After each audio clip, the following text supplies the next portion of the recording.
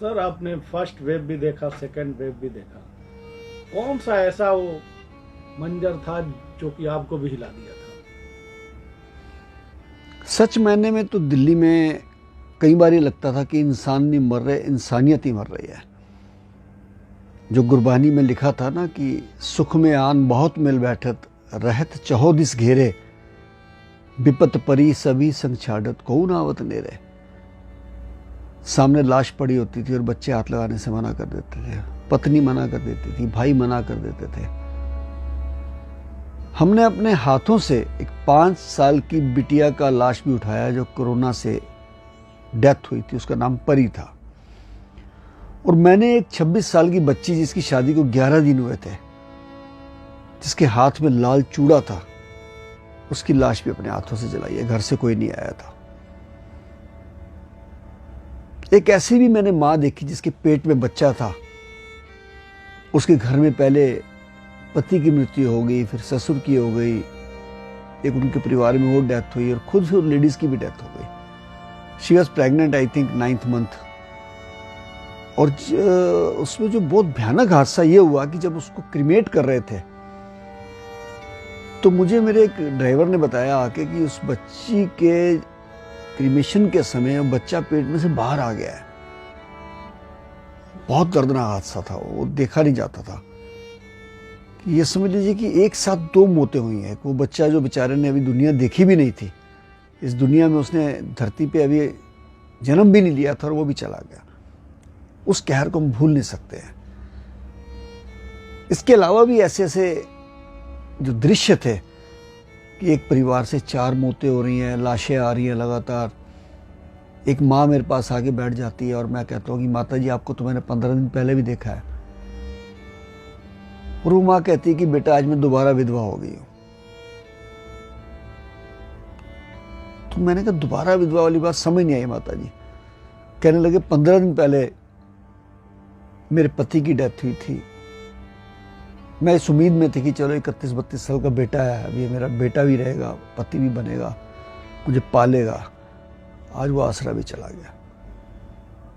आज भी मैं वो हादसे सोचता हूं तो मुझे नींद नहीं आती है। रात को मेरे रोंगटे खड़े हो जाते हैं कि ये हुआ क्या हमारे साथ। वक्त फिल्म के गाने का वो अंतरा याद आता है कि आदमी को चाहिए वक्त से डर के रहे, कौन जाने किस घड़ी वक्त का बदले मिजाज। ऐसा मिजाज बदला कि लाशों को हाथ लगाने वाला कोई नहीं था। ऐसा मिजाज बदला कि अस्पतालों के बाहर बोर्ड लग गए, नो ऑक्सीजन नो एडमिशन। ऐसा मिजाज बदला कि अपने पराये हो गए। इसलिए वो भूलने वाले मंजर नहीं है, उसको हम भूल नहीं सकते हैं, कहर को हम भूल नहीं सकते हैं। अभी ये फिर से 3rd वे आने वाला है, आपके पास फिर से कॉल आना चालू हो गया सर, क्या है? 3rd वेव आ चुका है। इस 2.5 दिन के अंदर हम 5 डेड बॉडी भी उठा चुके हैं कोविड की, जिसमें से 3 कब्रिस्तान गई हैं और 3 शमशान में आई, 6 आ चुकी हैं। और कुछ सस्पेक्टेड बॉडी पड़ी हुई है अभी 2-3 और, जिनको रिजल्ट आने के बाद क्रिमेट करेंगे। और जिस हिसाब से केसेस बढ़ रहे हैं, आज 1 हफ्ते के बाद आप देखना दिल्ली के अंदर 25 से 30 हज़ार तक केस भी जा सकते हैं प्रतिदिन। लोगों को मैं जागरूक करना चाहता हूं कि आप अपने आप को बचा कर चलिए, किसी के भरोसे मत रहिए। और जब ज़्यादा तादाद में केसेस आएंगे तो फिर वही भगदड़ मच सकती है, लोग हॉस्पिटल की तरफ भागेंगे। क्योंकि जो उम्र दराज हैं या जिनको बीमारियां हैं या जो छोटे बच्चे हैं जो वैक्सीनेट नहीं हुए हैं, उनकी जान को पूरा खतरा है जी। अब मैं प्रशासन का तो नहीं कह सकता, लेकिन मैं अपना कह सकता हूँ कि आज 30 से ज़्यादा 30 से ज़्यादा एम्बुलेंसेस और शव वाहन हमारे रेडी हैं। मैंने अपने सारे ड्राइवर्स को कोर्स करा दिया है डेड बॉडी मैनेजमेंट का। क्योंकि पिछली बार जो हमने देखा कि 40-40 लाशें हमने घरों से उठाई हैं और 3-3 दिन से घरों में पड़ी थी, कोई 3री मंजिल पे, कोई 4थी मंजिल पे, सब ने हाथ खड़े कर दिए थे। हमें कोई अमेरिका से फ़ोन आता था, कोई कनाडा से आता था कि भाई साहब हमारे परिवार में एक बॉडी पड़ी है, लाश को उठा के संस्कार करा दीजिए। और कराया हमने। उनको मोबाइल पे दिखा देते थे हम वीडियो कॉन्फ्रेंसिंग से। कोई आने को तैयार ही नहीं था, कईयों के घर में कोई था ही नहीं, अकेले अकेले थे, नौकर थे वो भी भाग गए, लोगों ने हाथ लगाने से मना कर दिया। लेकिन हमें इस बात पे फख्र है कि मेरे ड्राइवर्स ने, मेरे वॉरियर्स ने, मेरे बच्चों ने दिल से सेवा करी और परमात्मा ने हमें मौका दिया था वो सेवा करने का। क्योंकि मुझे कई लोगों ने डराया भी कि शंटी जी आप शमशान घाट में 22 दिन से अपनी एम्बुलेंस में सोते हैं, घर भी नहीं जाते हैं, आप मौत से खेल रहे हैं। क्योंकि मैं 22 दिन घर नहीं गया था, एम्बुलेंस में सोया था, क्योंकि मेरे घर वाले सब पॉजिटिव हो चुके थे। तो मैंने एक जवाब दिया, मैंने कहा हम 25 साल से एक फौजी के रूप में काम कर रहे हैं, और फौजी अगर देश की सीमा पे लड़ाई हो रही है और घर में सो जाए और मर जाए तो वो शहीद नहीं कहलाता है। हम 25 साल से सेवा कर रहे हैं। आज देश के ऊपर इतनी बड़ी विपदा आई है, मानवता के ऊपर कहर आया है, मौत तो लोगों को घर में भी आ रही है और हमको भी घर में आ गई, तो हमारे में और उनमें फ़र्क क्या है। हम 25 साल से सेवा कर रहे हैं, आज भी शमशान घाट में अपनी कर्म भूमि में कर्म करेंगे। मौत आनी तो वहीं पर आए। और एक ही हमारे जो गुरबानी का एक श्लोक है, वो बोलते रहते थे कि मोहे मरने का चाव है, मरूं तो हर के द्वार।